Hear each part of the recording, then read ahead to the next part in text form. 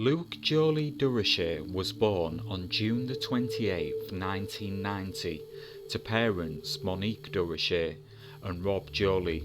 He had two sisters, Priscilla and Sarah. Despite his parents divorcing, the family was a close unit, keeping in constant contact with each other, and Luke was described by those who knew him as very outgoing and social, with a warm and friendly personality, someone who would make friends wherever he went. Luke was a typical teenager who loved hockey, but his real passion was music.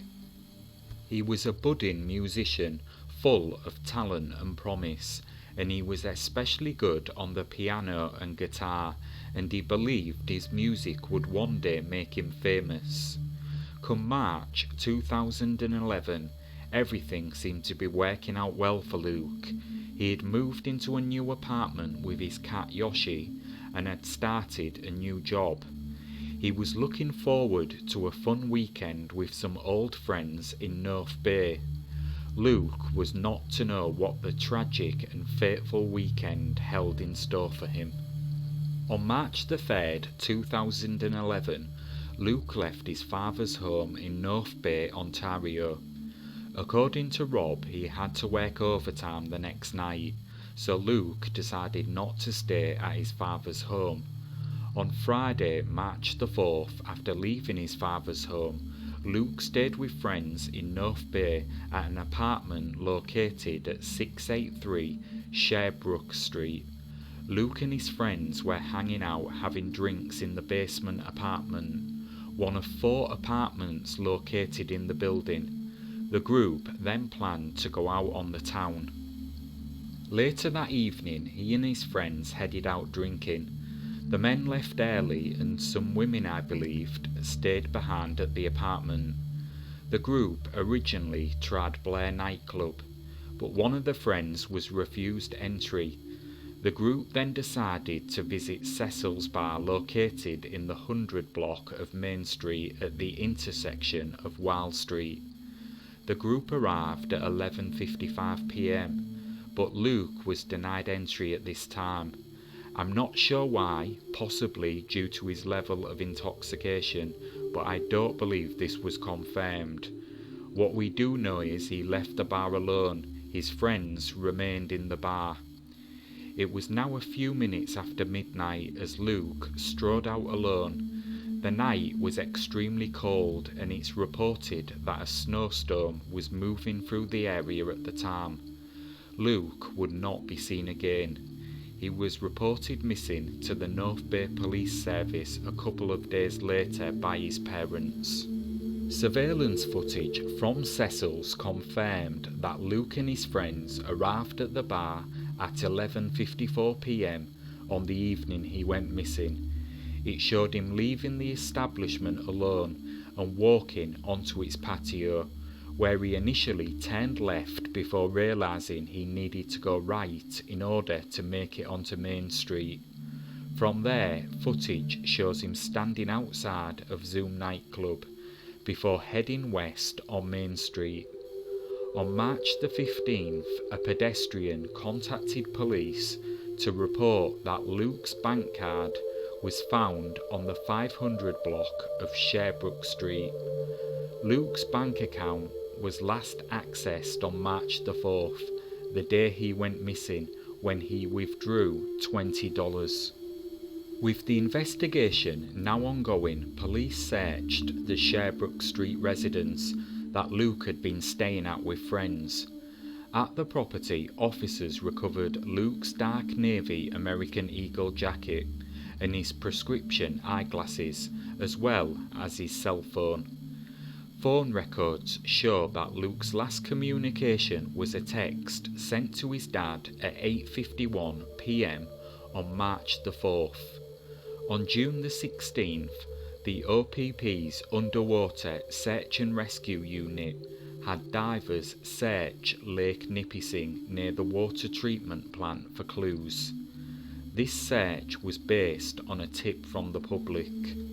Over the next few years, officers conducted multiple searches at various locations, and interviewed numerous people, but ultimately the case would go cold.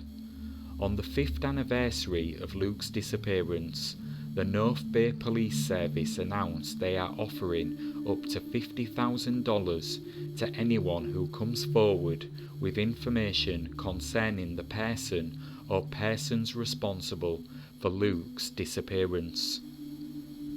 8 years after Luke disappeared, the police released a statement that Luke went to the Voyager Inn after he left Cecil's at the other end of town.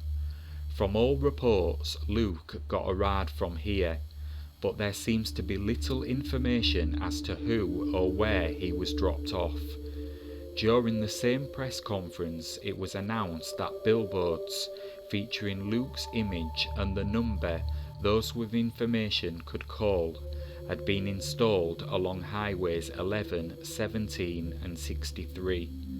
Although we don't have all the facts of what happened that night, numerous theories have raged on around this case, and nearly almost all these theories involve foul play. So what did happen to Luke on that fateful night?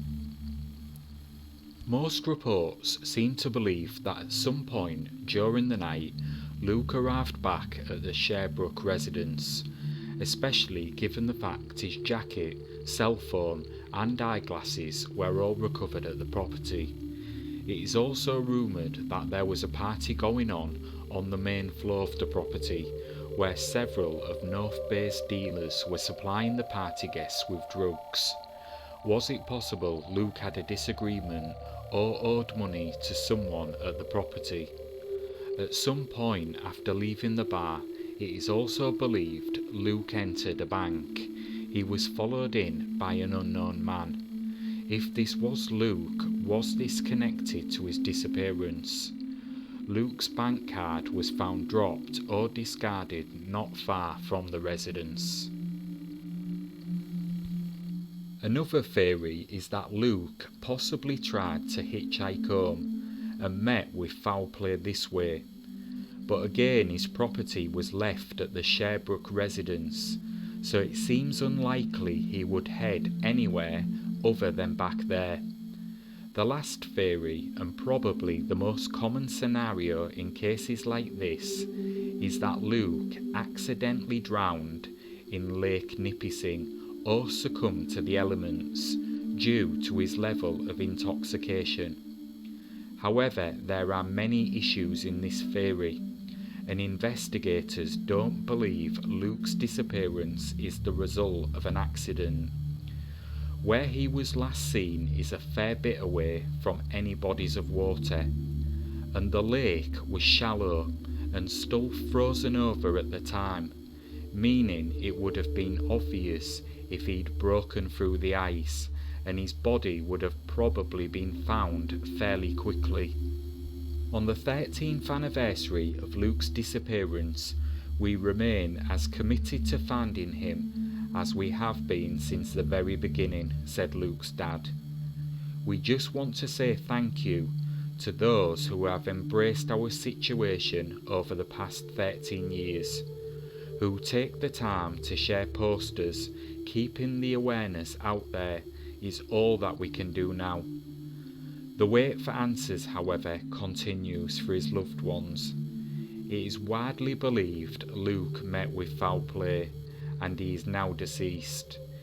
His DNA and dentals are available for comparison should his remains be located, and as of 2025, Luke remains missing and his case unsolved.